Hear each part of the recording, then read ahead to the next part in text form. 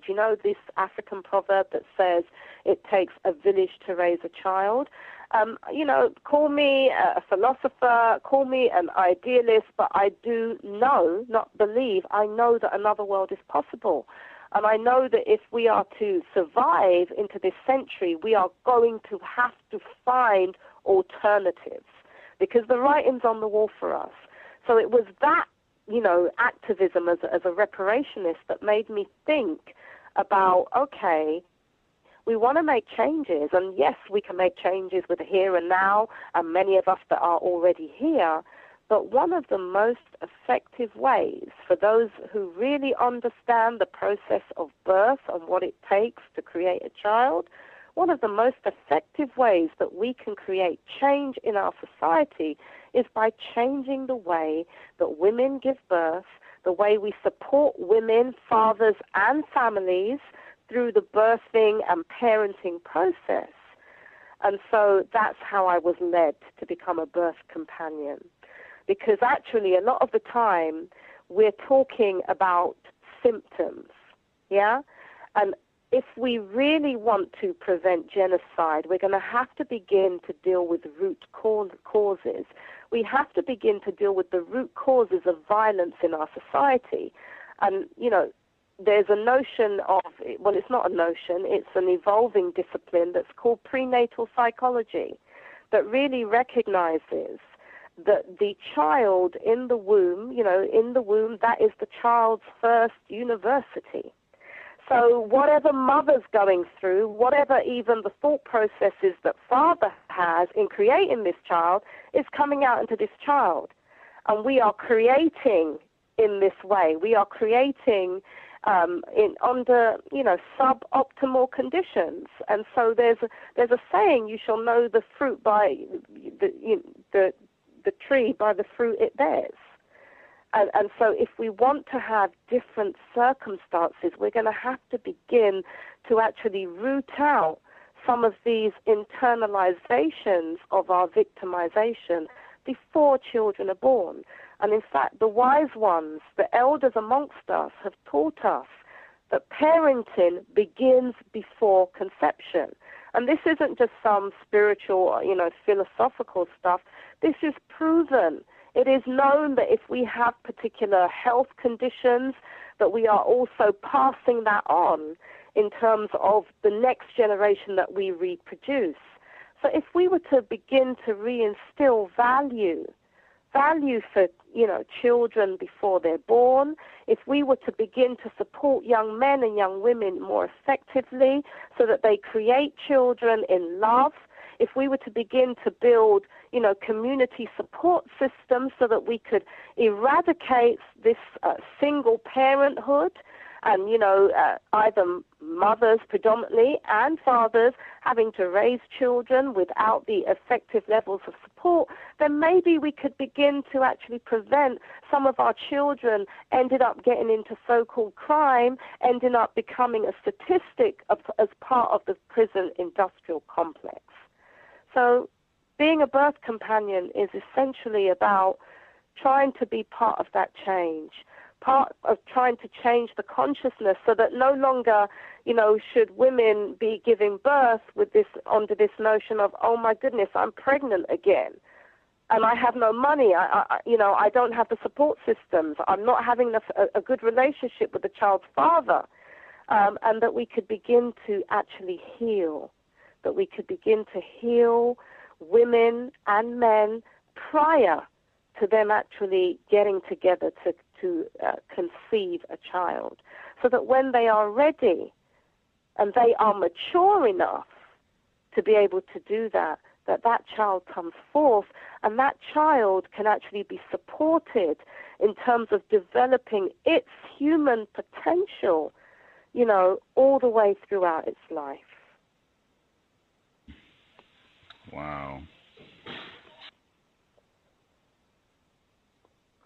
Wow. Very important information, Esther Stanford Xosei.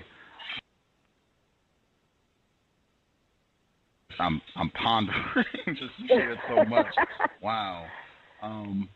And I kind of want to stay on that for just a moment because I don't think people tend to think of connecting genocide to the stressful conditions under which That's black right. people around the world conceive children and the stress that black females are under white Yeah. supremacy during those 9 months when they have that child in their body, and how That's it. that That's has it. I mean, it's. I mean, it's a phenomenal area of study.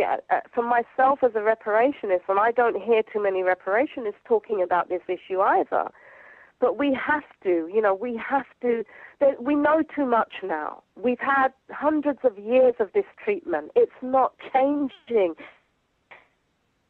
In fact, it's getting, because we know there is an agenda that is around depopulation, because the powers that be claim there's too many people on planet Earth.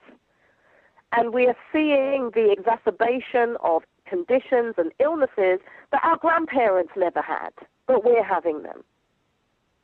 So if we, this is a mature conversation, and it's going to have to take mature leadership to be able to really look at the conditions of our people and be courageous enough to pose alternatives to what exists now.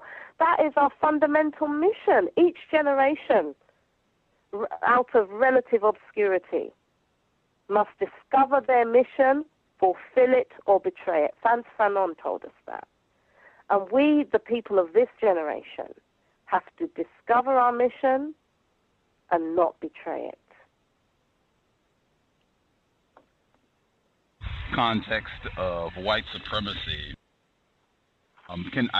I wanted to get some more info for our listeners who want to research that, and males and females should be extremely concerned about that. Oh, yeah, the brothers too. You see, a lot of the time, we call it preconception education. And, it goes back to I'm not going to give a biology lesson, but, women should know that from the time they're born as a girl, they're born with all the eggs they'll ever have. Okay? So there's something we know about genetics, but there's also something called epigenetics. So we are not just products and victims of our genes.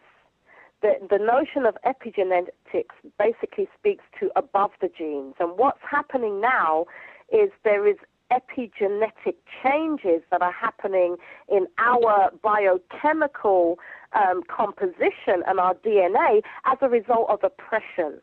And that really is brought about by our environment. It's brought about by the social, economic maladies and injustices that we are facing, this stress that many of us live with, this flight or fight syndrome, which means that we're constantly on edge and this is the health impacts of racism. So yes, we have to talk about racism, white supremacy, but let's talk about it on every different level. There's so much research that has shown the physical health impacts of white supremacy racism. It can change our biochemistry. And what that means is that we begin to produce, antibodies. We begin to produce this, which result in being quite, toxins in our blood.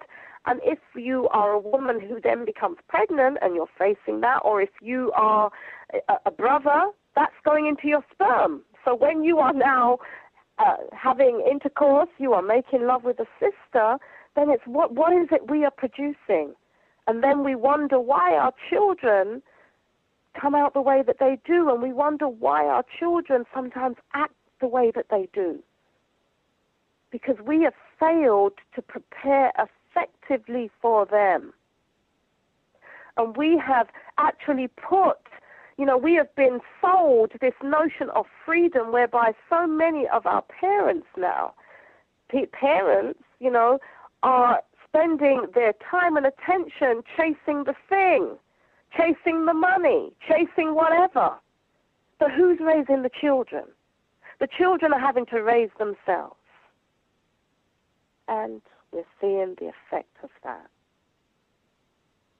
So it's getting serious, because when our children start turning on each other, when our children start turning on us, when our children start turning on our community, then we have to look honestly at what is it they are trying to communicate to us. You know, I love to highlight and use many of our proverbs, because this is our wisdom.